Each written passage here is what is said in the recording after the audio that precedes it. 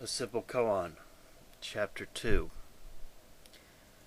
Saul, at 14, had fallen in love. He soon discovered something that brought him to the existential point of being that he once felt late night hours as a young boy. It was called weed, the ever-sweet substance that made him feel good to be alive, if only for a while. It was a relationship that became an obsession. It would be a while before he would know what it really meant to truly be in love. That was when he found alcohol.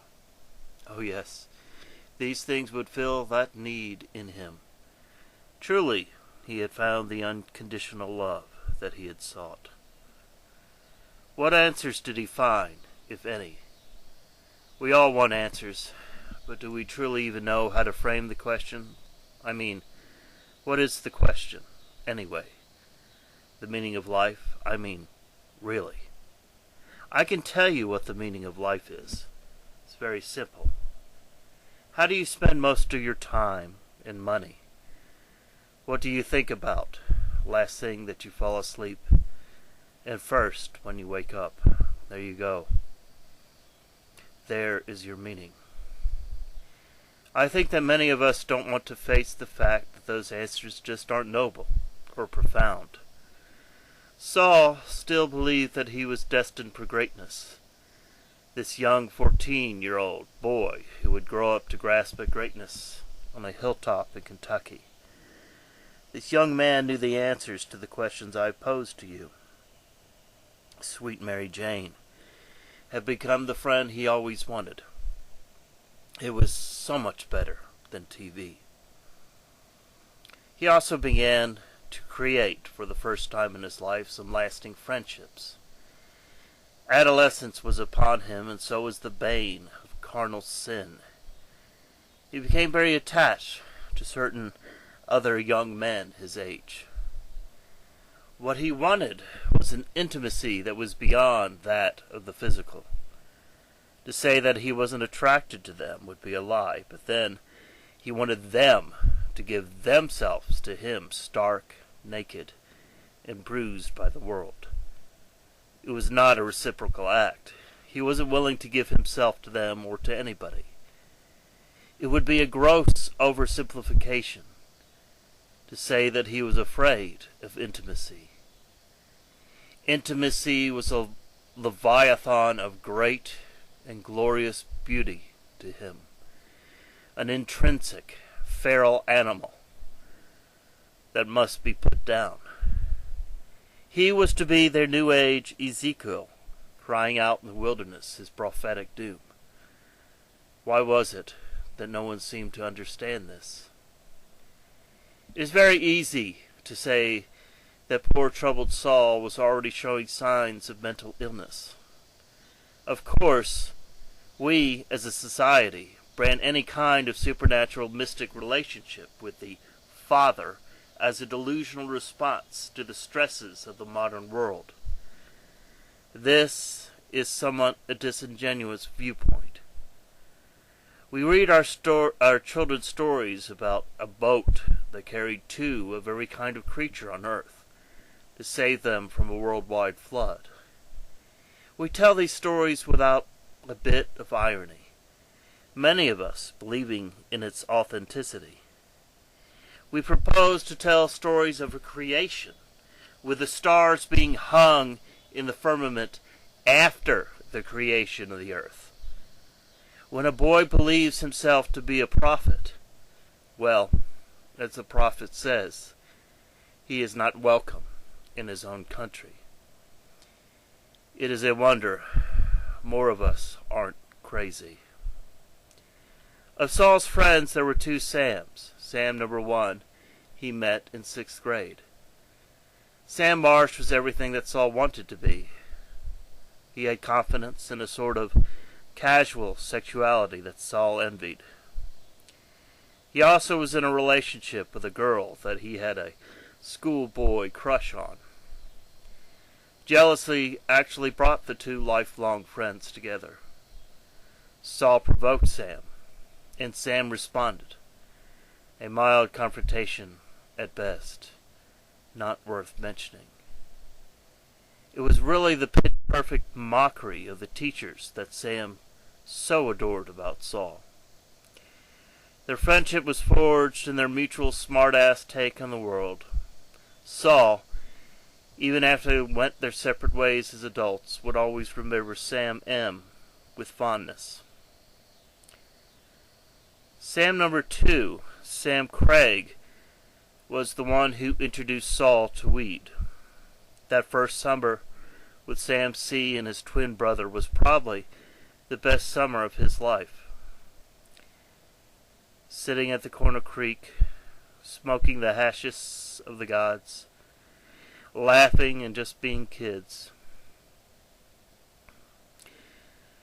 Back then the summer seemed to stretch into a hot and humid paradise that extended forever.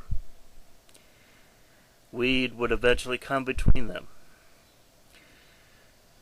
Their love of it stronger than the bond that brought them together.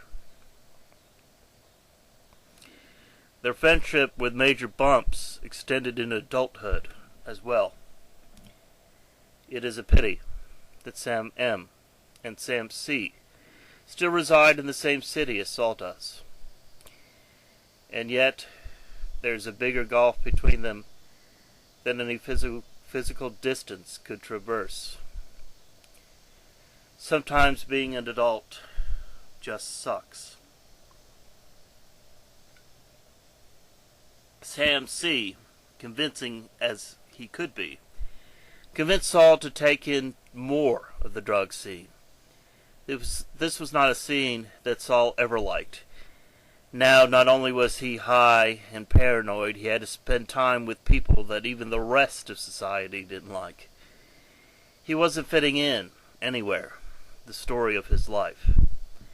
Sam and his brother were getting into the whole retro hippie thing, and Saul really liked that too.